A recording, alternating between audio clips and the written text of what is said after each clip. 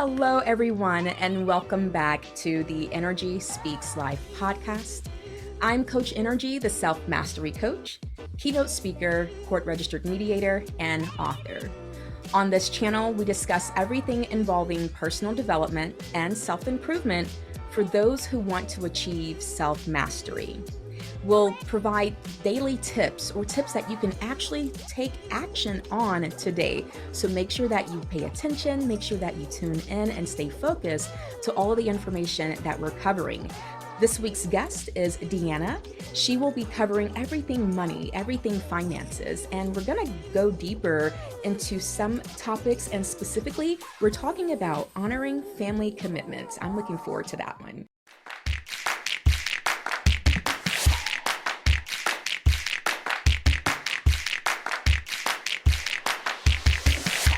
So Deanna, thank you for your time today, and please introduce yourself and let our listeners know your experience or your relation to what topics we will be covering today.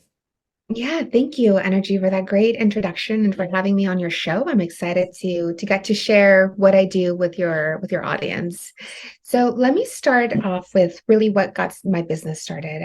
2 weeks into my job as a financial planner, I was sitting in the conference room after a client had left the meeting. I was on the 16th floor of this gorgeous building, and I was reviewing the notes of what we had to do next for our clients. Me and my colleague had just talked about the next steps, and when all of a sudden my shoulders just slumped, and I started to cry. And I realized that it was my body just letting me know that this was not the way that I needed to do my work. As a Latina, as a woman, as a person who's a child of immigrants, I was serving the top 4 to 6% of wealth holders, and that's not where I wanted to be. I wanted to be able to serve my community. I wanted to be able to serve everybody else. I wanted to be able to make a difference in more people's lives. And that's what sprouted the seed for All the Colors, the business that I now have, and Bosque Money, which is a 6-month community coaching program.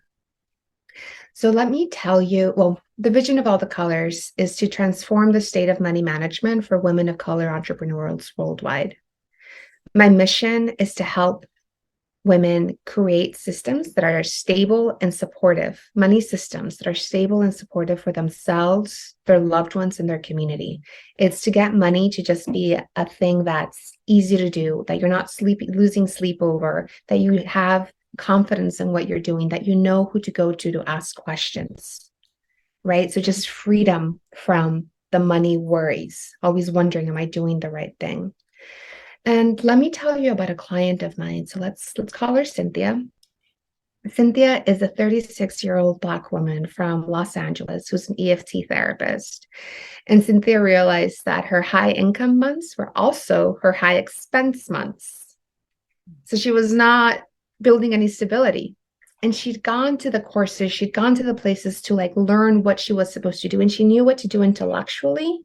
But even while she was there, she would wonder, do these people even know where I'm coming from? Do they understand the generations of scarcity that I've dealt with? And Cynthia went through the Bosque Money community coaching. And Bosque means Spanish, and it means forest in Spanish. Because when you see a forest, you see there's all of these individual trees, but really it's the entirety. That's what's beautiful, right? So she went through Bosque Money, and this is a 6-month program. It's really a 6-week program with 5 months of follow-up. Those first 6 weeks, we meet every week, and we really get deep into what are your money beliefs, what's your money history, what are the gifts and challenges of your money personality, and what are all the things that you need to keep track of, especially as a business owner, right? Let's think cash flow. Let's think insurance. Let's think, how are you doing your tax planning? So in those first 6 weeks, it's a deep dive into your money. And then we meet every month for a follow-up, because we all know that it's that implementation where we also really need support. And for me as the facilitator, it's always magic to see all the participants, how they bounce off each other, how the energy that all of them brings really moves them to the next level. Because it's accountability, but it's also community. Because when you're learning to do things differently, it can be very isolating. And James Clear, the author of Atomic Habits, he says that the fastest way to really change behavior is to join a group of people who are doing the thing you want to do, right? Surround yourself with people on that path. And then when you get tired, the momentum of the group will continue to pull you forward. That's what Bosque Money is about. So Cynthia's now on the other side. She has this stable money foundation, and she thought that creating systems around her money was going to slow down her creativity, when in fact it supported her creativity. It freed her up. Because let me tell you, I work with clients who are making $500,000 a year and we're living month to month. It's not about the numbers. It is not about the numbers. It's about mindset. If you can do well on what you have right now, you can do well on more. If you're not thriving with what you have right now, more is not going to solve it. You have to change your mindset. You have to learn what is it that, I mean, here I'm up on my I don't even remember what to call it, but like I get so inspired about this topic, you know? I can see people have so much freedom when they really understand what's driving their money, take a step back, and then choose the path that they're on, as opposed to just going with what's always been done in their family and their life. Oh, wow. Yes. And that's really important for people to understand and realize, is that not more money is not going to be the answer. It's how do you manage what you currently have? Because what you're doing right now, the habits that you have right now, the mindset around money that you have right now is going to transfer over to the larger amount, if that, if you end up getting more. So that was really important that you ended up sharing. Thank you for sharing that. Let's talk about the managing inconsistent income. What can you tell us Mhm. about that? Well, managing inconsistent income, what's important to know that when you're looking at money, a lot of our money behaviors, they're already developed by the time we're 7, 8 years old. So have given people a lot of like intellectual information on how to do it without addressing the inner child part of money work is like, it's not going to be effective. When I teach people about money personalities, there's one personality in particular that's very good at managing inconsistent flows. So I talk about money personalities in terms of trees and plants.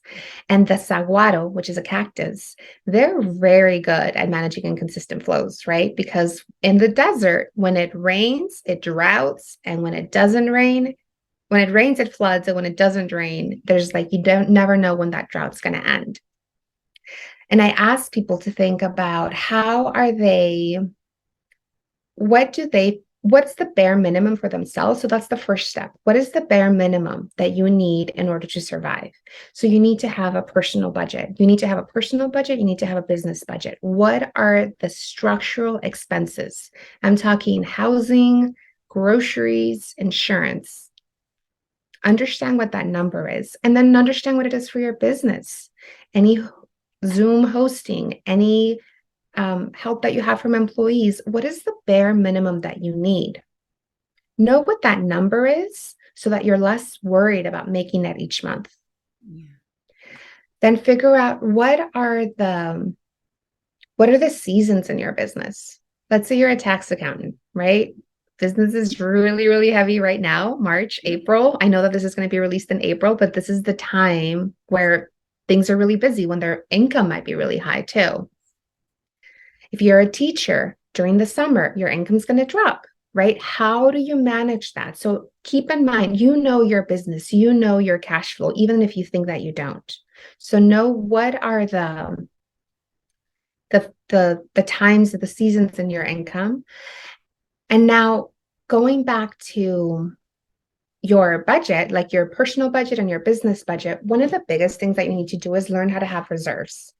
So when you see a saguaro, they have really deep roots and they store a lot of their water because they're not sure when it's going to rain again. As entrepreneurs, especially when you're starting, you're not sure when it's going to rain. You're not sure when the money's going to come in. So build up reserves. And at first, you may only be able to put a small percentage into reserves, but building that muscle, having that identity of a person who has reserves is going to change the way that you move, the way that you do money. The recommendation is for personal expenses, have 3 to 6 months of your emergency, of your must-haves. Again, your very structural cost. For business expenses, carry around 3 months to cover those business expenses. And again, you might be asking, how do I get there? You get there slowly. Yeah. You get there consistently. I actually have a tool that I have a tool that people who come to this workshop can see that really outlines personal and business and how does it all interrelate together. When you're thinking business, you've got to think first your income, then your expenses, right? So if you've got, let's say the income for the month is 20 grand, your expenses are 15 or they're 10, just to make the numbers easier, 20 grand incoming, 10 grand outflowing. You've got a net profit of 10,000. Pay taxes on that. Maybe you don't physically actually make the tax payment, but put a percentage aside for taxes, 25%, right? So that leaves you with 7,500. And let's say that your personal expenses for the month are 5 grand. So then you would take that 5 grand and automatically move it to your personal account. So at least have a personal and a business account. You would automatically move that 5,000. And that leaves you with a $2,500 buffer for the next month. And that $2,500 buffer. So again, if your average expenses are 10 grand a month, you're going to want to have a 30K buffer. Mm-hmm. And you might say, why would I want to have money doing nothing? Why would I want to have money just sitting there? But it's not, it is doing something. It's creating peace of mind. It's creating opportunities. If you see there's a training that you want to go to, a conference that you want to attend, you'll have the money to do it without having to go into debt. And again, as people of color, we may not always have the network. We may not always have the uncle, the rich parents that can help us with money. So we need to be resourceful within ourselves, right?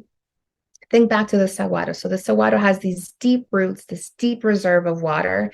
And from there, you can make decisions, you can make changes. And whether it rains or it doesn't, you know that you're covered.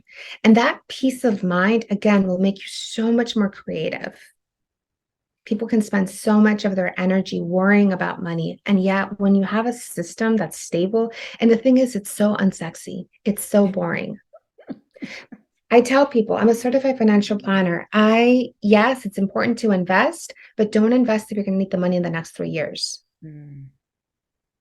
I remember one of my cousins was learning how to invest, and she told me this person had a 20 grand return in one day and blah, blah, blah. And she showed me the number, and I was like, honey, that's 2%. Do you see how much they're working with? 20 grand on, I think it was like 2 million. That's a 2% movement. Have you had a 2% movement in your portfolio? Yes. But her numbers were smaller. Mm-hmm. So be really, really careful who you're comparing yourself to, who you think you should be, and really look at their circumstances and look at your own and make sure to pat yourself on the back for where you're at right now. Yes. Pat yourself on the back for where you are right now. Because too many people, they don't focus on the present moment of where they are. They don't focus on the things that they are currently doing well. They don't focus on what they actually have because they're too busy focusing on what they don't have, what they want to get and yeah, pat yourself on the back for where you are right now. And it's one of those things, I mean, it's really easy for it to happen with money in our consumerist culture where we always think like more is better.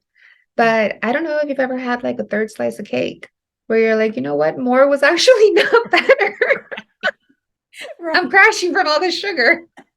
Right. And now I'm dealing with a stomach ache and feeling miserable. Oh my gosh. Yeah. I mean, I remember having a client who was kind of saying this tongue in cheek, but things weren't going well in her marriage. And she literally said, do you think a Beamer would help?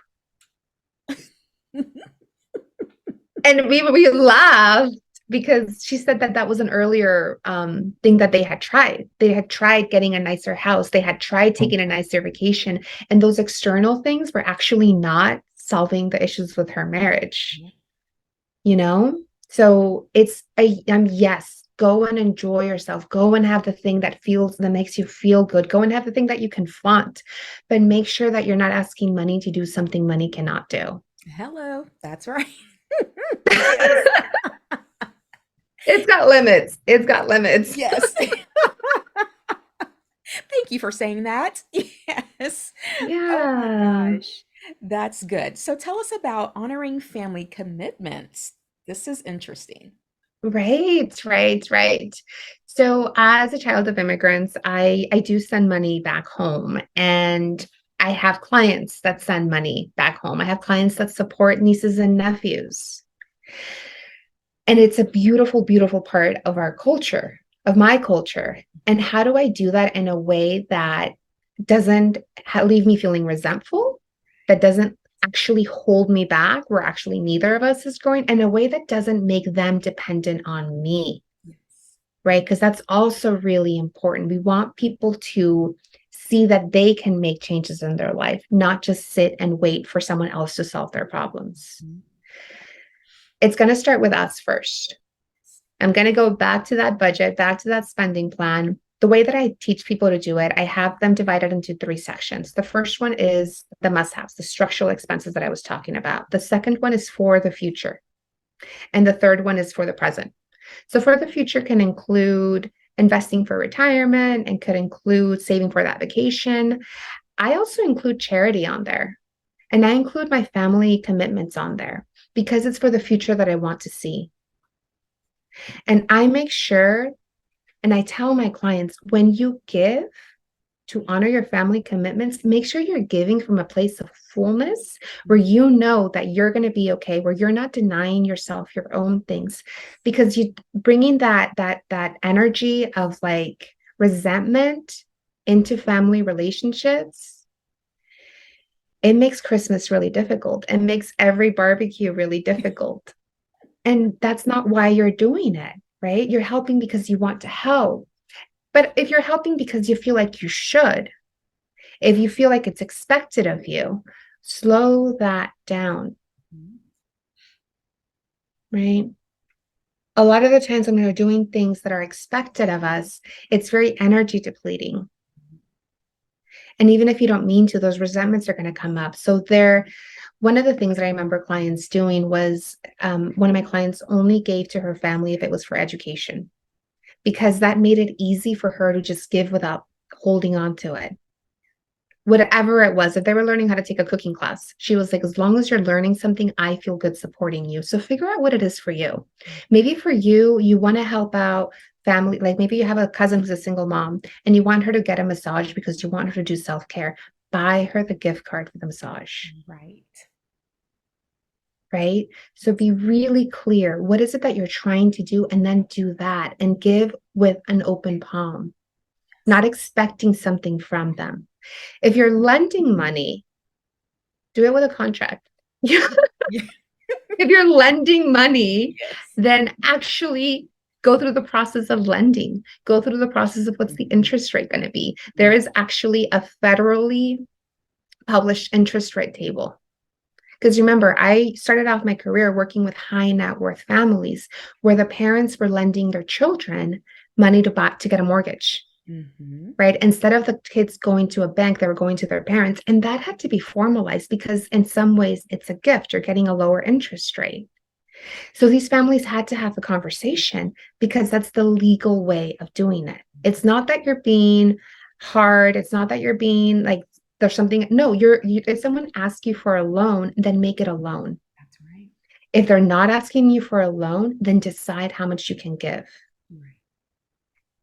And these money conversations, like being able to have these open money conversations, it's really clear that we first have them with ourselves. Mhm. That's where I come in as a money coach. Again, Bosque Money.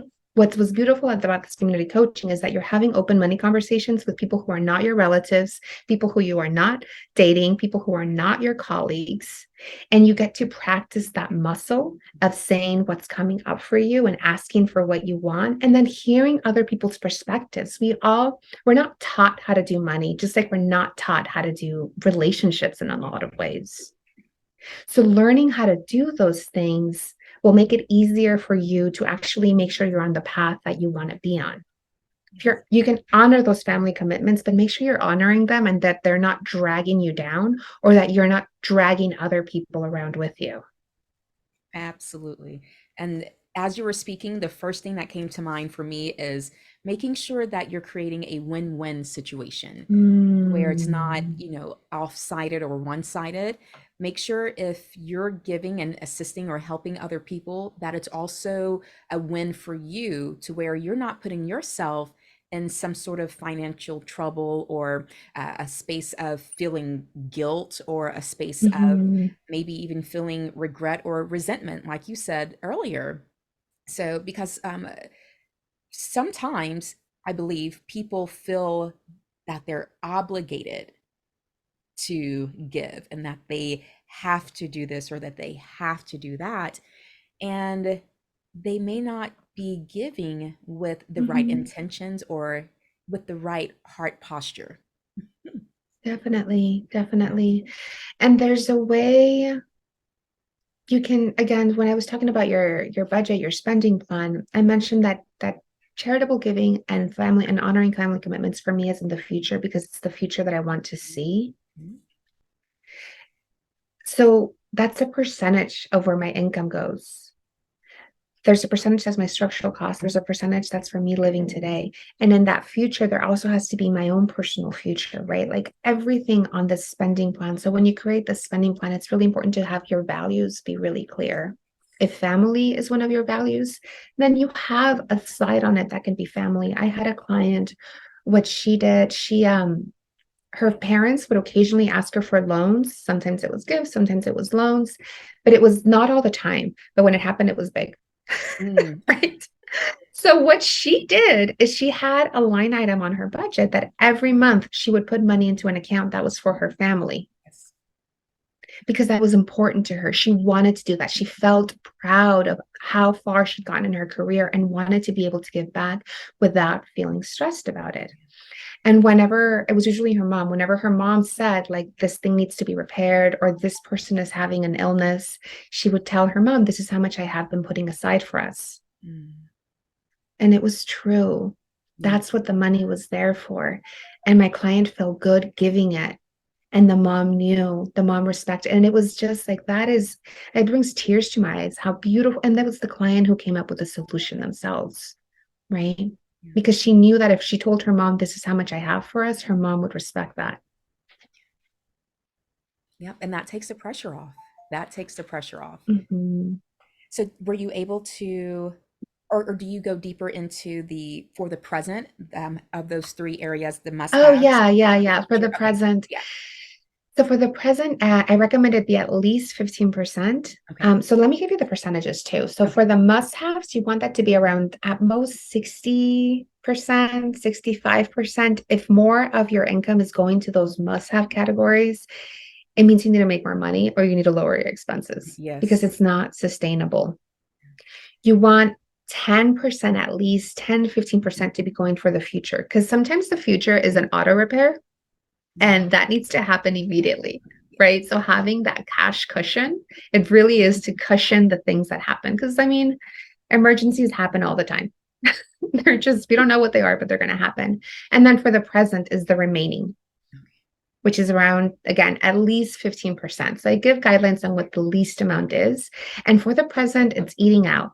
It's anything that's not necessary for your life. It could be your hair, it could be, but it's hard, right? Because one of the things is therapy for the present or is therapy structural? It depends on what your situation is. Mhm. What about coaching? Because I think a lot of the times as business owners, anything that has to do with my business growth, I put it under the future. It's an investment in myself. Mhm.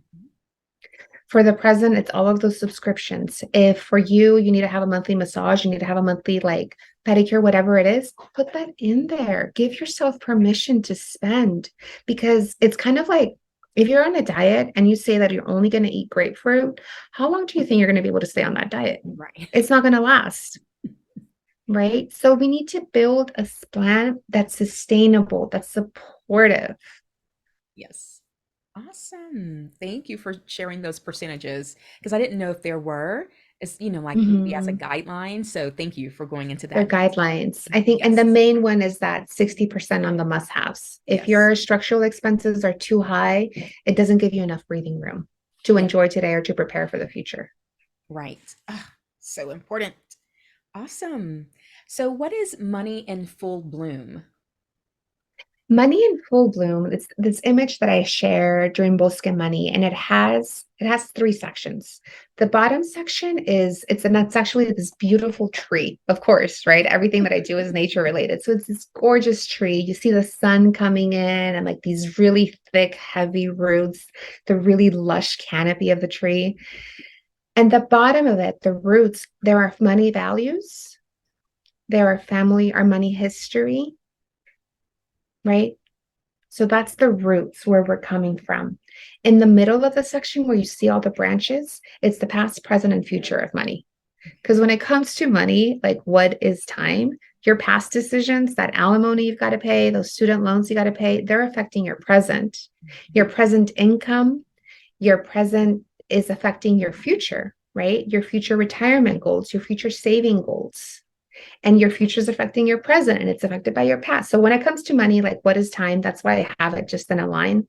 And the top, what we're actually blooming towards, it's your vision of your best life. Again, as people of color, often we have protected ourselves. I know I've struggled with it. I've protected myself by just asking for less, keeping myself small. Because if I kept myself small, then you couldn't tell me no. Yeah. So I support people to think about their best life, right? Is it paying for your niece's college? Is it taking your family on a vacation? Is it hitting seven figures? Like, what is your best life? Give yourself permission, set yourself up to get there. Community is also a really big part of it. At the end of the day, money is relational. If I made up my own currency, who cares? Like no one's going to take it, right? It's about the relationships that we have. Who takes? It's kind of like cryptocurrency. I love the idea. There's a lot of things that are really innovative about it, but if I can't use it to buy my groceries, I don't know how interested I am. Right. So that is your money in full bloom. And again, as I mentioned earlier, our money ideas of money are created by the time we're 7, 8 years old. So the visuals that I create are meant to be really intuitive so that all of the stories that we have around money, we can kind of just cut through them Yeah. and be like, what is it that you're actually working on? Under money future, we have estate planning and risk management, right? And which are really heavy kind of words. But when you look at it, it's kind of like, well, what happens if there's an accident? Would you have insurance for it? If you pass away, how are your things going to be given out? Right? Is it still set out to your ex-husband from 3 husbands ago? Like, how is your money set up? And that's what your money in full bloom is. It's like when you see the whole picture of it and you've addressed all of it, and you have planned to address it or you know how to address it. So much of the time we think money is this like really esoterical, mysterious thing, and it isn't. As someone who's got like the highest, because a certified financial planner, that's like the highest technical degree on it, short of a chartered financial analyst, which is for investment. So for personal finances, let me tell you that no matter what the numbers are, we all have the same questions. Mm-hmm. Mm-hmm. What would you say or suggest for, because it's not easy to, for some people and some families, it's not easy to discuss money and income and Mhm. finances, especially when it's a relation of parent child. Even if the child is more maybe older teenager or young adult, what are some suggestions that you can give to those to help encourage having that open conversation in the family? Are there any tips Mhm. that you can give to just help it Yeah. be a little bit easier? One of the exercises that we have people do, and we actually had people when they got pregnant, and they were even before their baby was born, we would have them write out what are the things you want your child to know about money? Mhm. What are the things you want them to understand, to learn? And you don't always have to share this. I mean, it has to be really age appropriate, Mhm. but keeping in mind that you are stewarding this little being for a set amount of time, and that when they're out of your household, when you're not there to care for them, what tools do you want them to have? And doing it in a way, I mean, coming from a heart, from an open heartedness, from a place of love, as opposed to like, I cannot believe you spent this much at the mall, you know? Maybe there's that initial judgment, that's our initial reaction, but underneath it, what are you trying to teach them? Mm-hmm. You're trying to teach them about stewarding their money. You're trying to teach them about learning how to put things off for the future, right? Because that's a really important skill set. I also want to talk about for anybody that's grew up in a household that had scarcity. Sometimes you had enough, and sometimes you didn't. And sometimes the lights were shut off, and sometimes if you had to move because of it, that can keep you stuck in like fight, flight, freeze. That can be really, really traumatizing, and it can make it so that when you have whatever it is, you'll spend it as soon as you have it because you never know when it's going to come back again. Mm-hmm. So you've got to deal with that portion of it. You've got to really be patient and compassionate. That was then, this is now, right? Maybe you did grow up with a lot of financial scarcity, but now you don't. And if you grew up with financial scarcity and your children didn't, it can be a huge disconnect. It can feel like they're Martians, right? Because they walk around as if there's always going to be enough. And take a step back and consider what are you bringing into the conversation? What are they bringing into the conversation? Go and have conversation. I mean, we don't talk about money openly enough. One of the best tools that people can have is a money mentor. And it can be a little scary, right? So go and find someone who does money in a way that makes you feel good, in a way that they're like, this person treats themselves, this person treats others, this person has big goals, this person, like whatever it is that gets you excited, and ask them about their journey. This is very different from when we compare ourselves to others to see if we have the right outer stuff, right? Because that can deflate us. But a mentor who can share the steps that they took to get to where they're at can be very, very motivating. When you learn to receive that money mentorship, even if it's not like vocal, like it may not be like, do you want to be my money mentor? You're just going to ask them a couple of questions. Then it'll be easier for you to have those conversations down to your children. Yeah. And also, people just sometimes need to have their own experiences. Yeah. Sometimes they just have to hit that wall on their own. Yep. And I'm also here. You can also like reach out to me. That's right. Go ahead. Absolutely. I mean, that's one of the benefits of working with a financial planner, with a nutritionist, the coach. I have seen hundreds of people's financial situations. I'm an expert on this topic. I'm available for my community. I know how to translate these money conversations. If you have a question, reach out. I always do a 30-minute free discovery call with anyone. And in that 30 minutes, you may find the gem that you needed for your conversation. If you want a longer engagement, my favorite way of offering services is really through the Bosque Money Community Coaching, because again, it's a 6-week program with 5 months of follow-up. That's plenty of time to really dig into what you need to do for your finances. It's perfect for women of color entrepreneurs, but I've had everyone go through it. My specialty is that, but everyone's welcome. And then I also do private coaching because sometimes you don't want to talk about your money in front of other people. But full disclosure, in Bosque Money, people share what they want to share. I never ask people to share their numbers. Right? Because again, it's not about the number. It's about the mindset. It's about understanding yourself, your history, and where you want to go. Awesome. And is the coaching that you provide, are you accepting new clients right now, or is it going to be open later in a year? Like, how does that work? So Bosque Money opens twice a year. Registration for the April cohort actually closes March 31st. So this podcast may be after that, but the next cohort starts in September. Okay, got it. And private coaching, I usually do around 10 clients at a time. And we have at least 3 sessions up to 6 sessions. So between 3 to 6 sessions. My goal is to really dive deep with people, get their system set up, and then I'm available as a resource as things change. But I want to empower people to be able to do this on their own. I'm not like a nutritionist that you have to call every time you have a meal. Yeah. Like I'm teaching you how to do it. I'm empowering you to do it. But really, we each can own our power with money. Yes. Awesome. And do you work only virtually? Do you also offer in person, or how does that work? Well, part of as a coach, you have to live your best life. And for me, my best life is being a digital nomad. I'm currently in Antigua, Guatemala.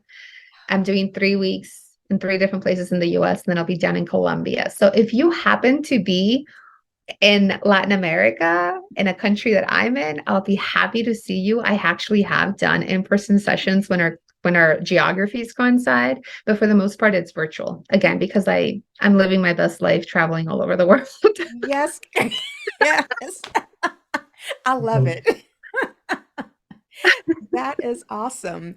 Okay, I'm glad that we were able to go deeper into what you offer, the services that you offer, and just how I know that we'll talk in just a few more minutes as far as how people can connect with you and where can they go to sign up. But before we do that, let's go ahead and transition into what I like to call my fun segment. And this is where I'm going to ask you an out of the box question. It has nothing to do with money, nothing to do with finances, or anything that we discussed today.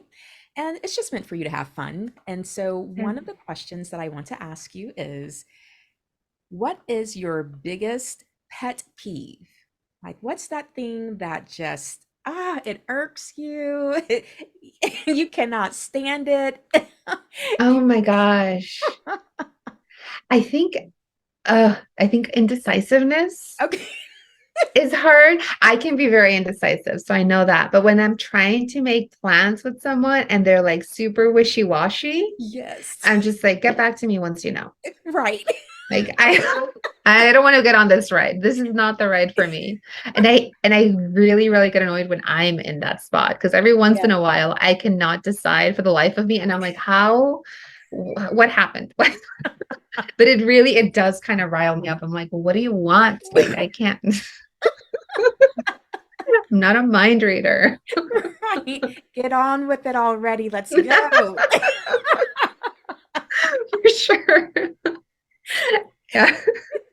That's hilarious. Thank you for sharing that and being so open and vulnerable. And I'm thinking now, like, oh no, people might be like, oh, but you're a coach. And I mean, it's different when I'm in that coach mindset. Yes, It's completely exactly. different. But I'm with a friend and we're trying to figure out where to go for dinner and they can't make up their mind. I'm like, please. That is hilarious. Oh, that's a good one. Okay, let's see. The next question will be, what's one fun fact about yourself or a fun fact that you just randomly happen to know about anything? Um, a fun fact about, well, I love hiking. Okay. And right now that I'm in Guatemala, Guatemala is known as like the land of volcanoes, which I think New Zealand is too. And I've hiked three volcanoes, and every time it's been like at least an 8 hour process. And like the view from on top is beautiful. But I wanted to do more. Like I love hiking, like I said, but on the way back, my knees were like, this was it. Three is a good number. Three volcanoes is a good amount of volcanoes. Yes, it So is. Oh my gosh. Oh, when was the last time you hiked a volcano? the last one here, there's Lago Atitlan. There's a beautiful lake in the middle of Guatemala, and there's three volcanoes on that lake. I wanted to do all three, but I only did one. And I did Santiago Atitlan. It was me and a girlfriend and the guide who was with us because you don't want to do a volcano on your own, Oh, especially if you're not from the area. You're just gonna get lost. On the way up, she was really slow, and on the way down, I was really slow. So that poor guide was like, wow, because we're both like young, we're both fit, but going up, she just had the stamina, and going down, my knees were just not about it. So that was the most recent one, but it was beautiful up top. I just the view, pictures do not do it justice. I mean, ah, you see this volcano on the other side, everything is luscious and green. You see this gorgeous lake that's laid out before you. The sun was coming through, these clouds looked like they were photoshopped. They were so beautiful.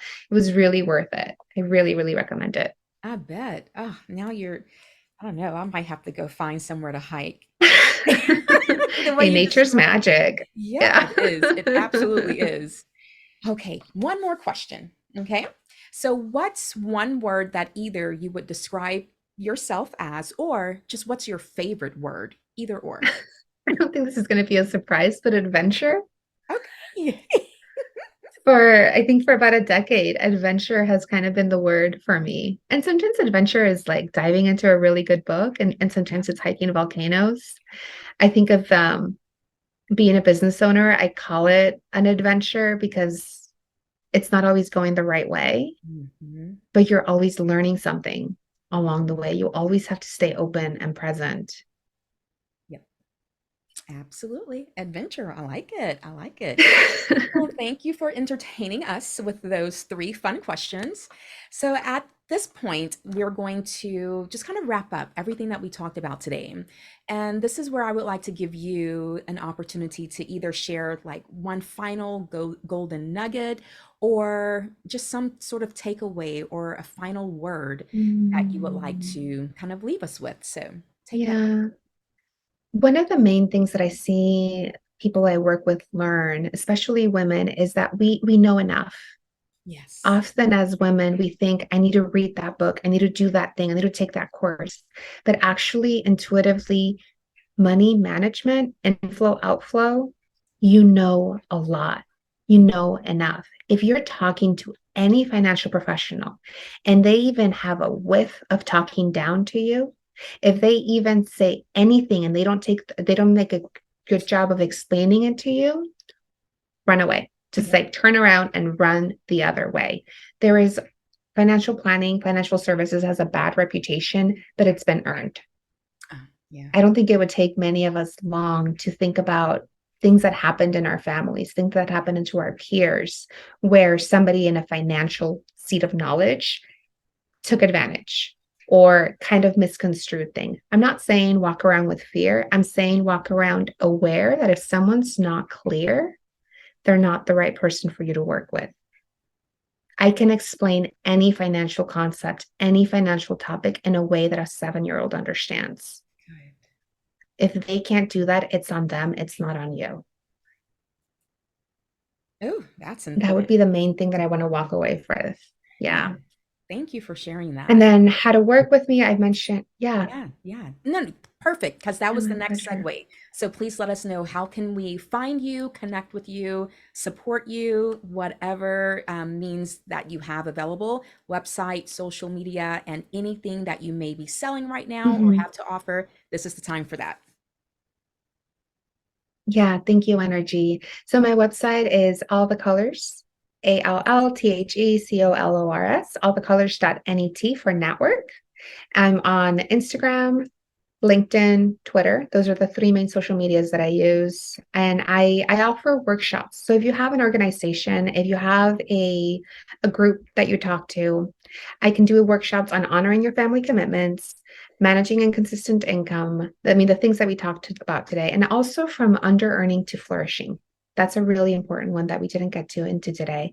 So I can offer these workshops and my private coaching, like I said, I take up to 10 clients at a time. Right now, I have space available for one-on-one clients, also couples. I love working with couples um, because often just Mhm. having a third neutral party will make the conversation a lot smoother.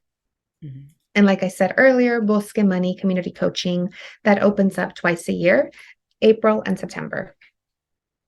Awesome, awesome. Well, make sure everyone that you go support, check out all of the information. And if you believe that you're in a phase of life right now to where financial literacy or just having that conversation to help yourself create a budget that's going to work for you and to where it will work for your family as well, make sure that you connect with Deanna. Deanna, thank you so much for your time today and for sharing all of this valuable information. I now have images of cactus, or should it be cacti, whichever one is plural, and trees and volcanoes, and the visuals are heavenly. Yeah, So, thank you so much for your time and sharing all of the thank information that you. you've provided to us. It's been really informative and eye-opening, and I believe that for those who are going to watch this episode, that it will give them the energy and the it's going to encourage them to be able to have these discussions and to just sit down, take out pen and paper, and look at their own financial situation currently in order to then see, do they have their must-haves together? Are they preparing for their future? And where are they right now in the present? So once again, thank you so much. And for you who's currently listening, if you would like to be a guest on my podcast, please connect with me either here on YouTube or via social media. You can find me at Nrgy Speaks Life, or go to my website, nrgyspeakslife.com. I am going to post this episode on all of those different channels, so make sure that you tune in. Make sure that you share it if the information resonated with you or with someone else that you know who could really take advantage of all of the information that was shared. Go ahead and send it out, share it. Don't have any stingy energy. We don't have that here. But go ahead and hit that thumbs up button if you haven't already subscribed. Consider doing that as well. And always remember that when you master your mind, when you master your emotions, and when you master your assignment, you can live your purpose and live on purpose. Until next time, thank you.